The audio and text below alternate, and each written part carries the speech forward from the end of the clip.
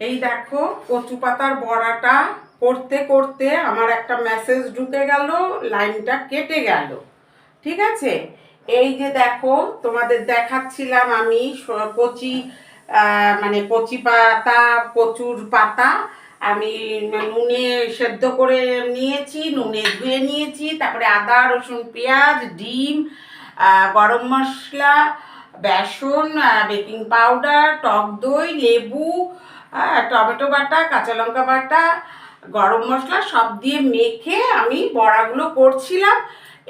তখনই আমার একটা ফোন এসে গেল বা মেসেজ ঢুকে গেল, লাইনটা কেটে গেল, পুরো তোমাদের দেখাতে পারলাম না। ঠিক আছে, কচু পাতার বড়াটা তোমরা তাহলে এইভাবে করো।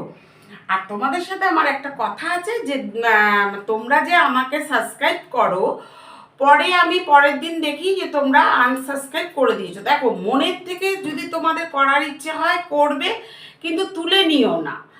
শোনো, সবারই তো একটা আশা জাগে, এটা তো আমাদের কর্ম, তো সেখানে তুলে নিলে একটা বিচ্ছিরি ব্যাপার। সেই জন্য আমি বলছি যে তুলে নিও না, সেই আশাটা কেড়ে নিও না।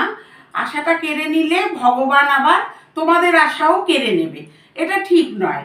সে যারাই করো এটা একদমই ঠিক নয়। যারা দিচ্ছ দাও, আর যদি না দাও তো না দাও, কোনো অসুবিধা নেই, এটা তো জোর জুলুমের কিছু নেই, আর টাকা পয়সারও ব্যাপার নেই। সাবস্ক্রাইব দিলে মন থেকে দেবে। সবাই ভালো থেকো, টাটা।